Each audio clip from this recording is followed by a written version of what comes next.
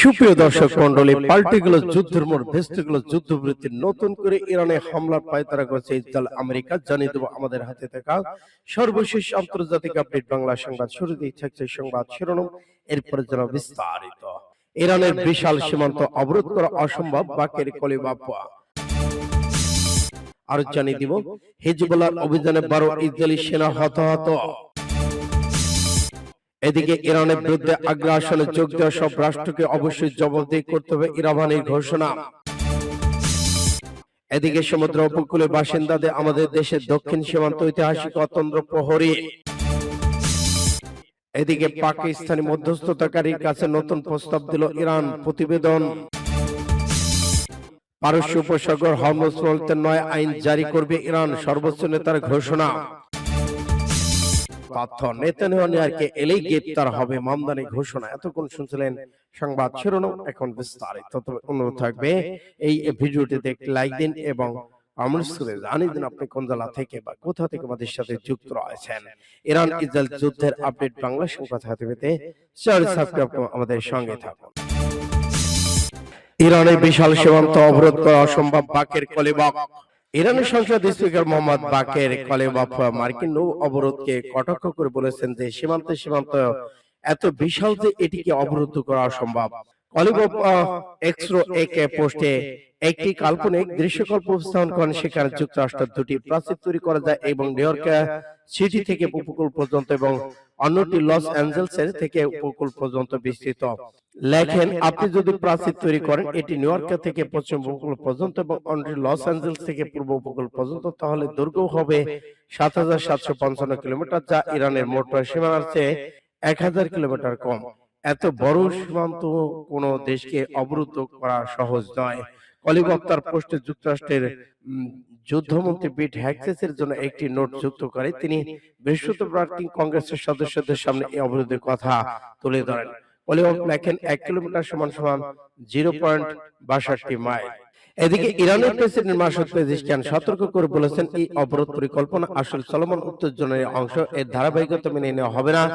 ইরানের মোট স্থল সামুদ্রিক সীমানা 8700 কিলোমিটারের বেশি বিস্তৃত, যার মধ্যে পারস্য উপসাগর এবং ওমান উপসাগর, কাস্পিয়ান সাগর উপকূল রয়েছে। সূত্র পাস টুডে এমআর। হিজবুল্লাহর অভিযানে 12 ইসরায়েলি সৈন্য আহত। ইসরায়েলি সূত্র জানিয়েছে যে হিজবুল্লাহর ড্রোন হামলা 12 জন ইসরায়েলি সৈন্য আহত হয়েছেন। ইসরায়েলি শাসক গোষ্ঠী একটি সূত্র থেকে জানা গেছে, পশ্চিম গ্যালিলি সুমিরা শহর ইসরায়েলের এই সাজোয়া জানে উপর হিজবুল্লাহর ড্রোন হামলায় 12 জন সৈন্য আহত হয়েছেন। হিজবুল্লাহ জানিয়েছে তার 2টি আক্রমণকে ড্রোন ব্যবহার করে বেত জেবেলি শহরের 2টি মার্কাবা ট্যাঙ্ককে লক্ষ্যবস্তু বানিয়েছে এবং নির্ভুলভাবে আঘাত হানতে সক্ষম হয়েছে।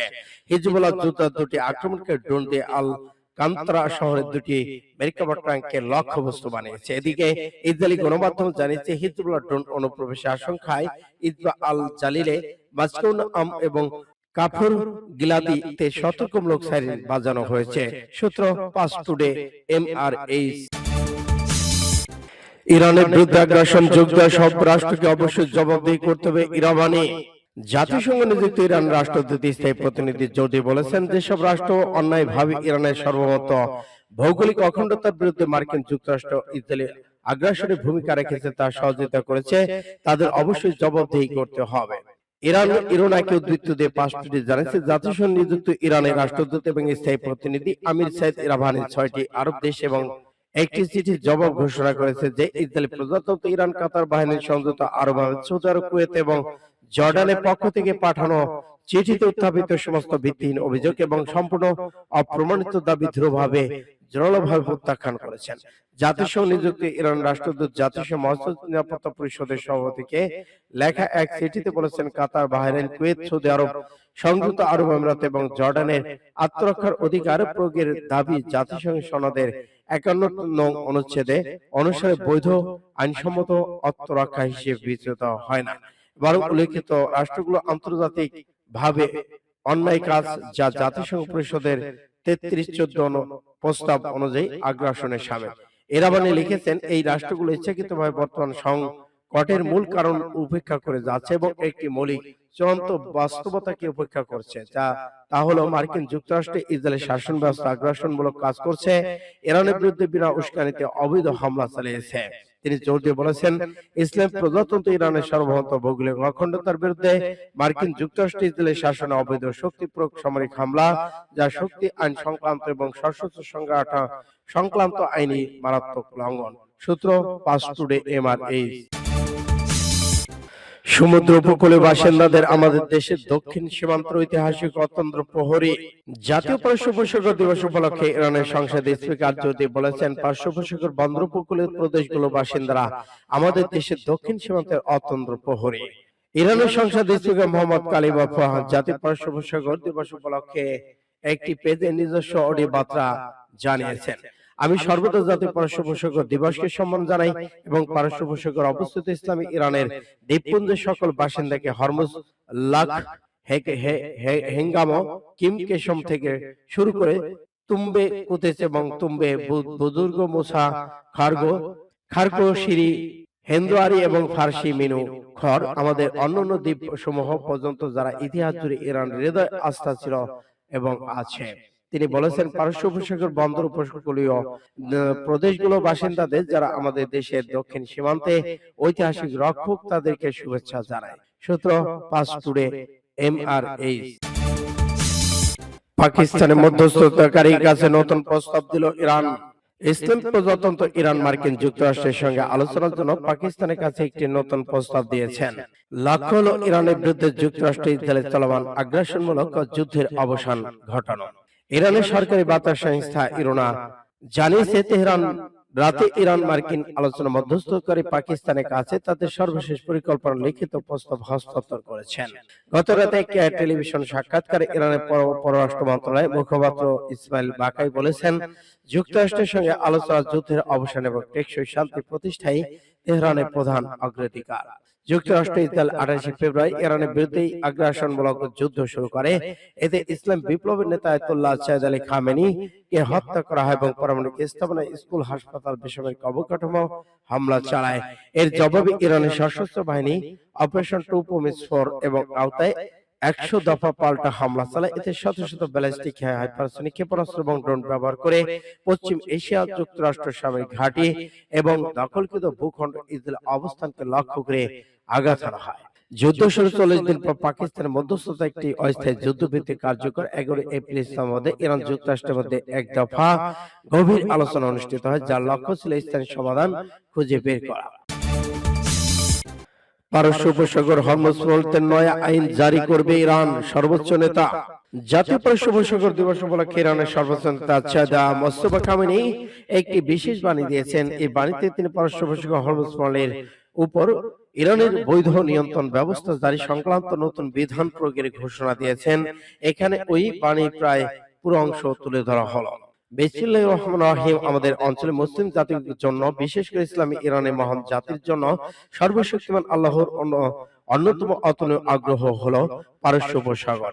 এটি শুধু পানির ধারা নয়, সবচেয়ে বড় এক অনুগ্রহ। আমাদের জাতীয় পরিস্থিতি বা সভ্যতার একটি অংশ গড়ে উঠেছে এই উপসাগরকে ঘিরে।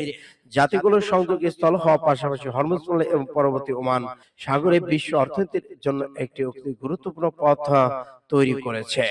পারস্য উপসাগরীয় অঞ্চলগুলো যারা বহু বছর ধরে দুর্বৃত্ত আগ্রাসীদের সামনে তাদের শাসকদের নিরাপত্তা অপমান সহ্য করে অভ্যস্ত হয়ে পড়েছিল, তারা গত 60 দিনে নিজ চোখে দেখে বিদেশি আধিপত্য প্রত্যাখ্যানের লড়াই, সশস্ত্র বাহিনী, নৌশাখা, ইসলাম বিপ্লবী গার্ড বাহিনী আর জিসির দৃঢ়তা, সতর্কতা, সাহসী সংগ্রামের সুন্দর বহিঃপ্রকাশ এবং পাশাপাশি ইরানের প্রিয় দক্ষিণ অঞ্চল জনগণ, যুব সমাজের উদ্যম বীরত্বপূর্ণ।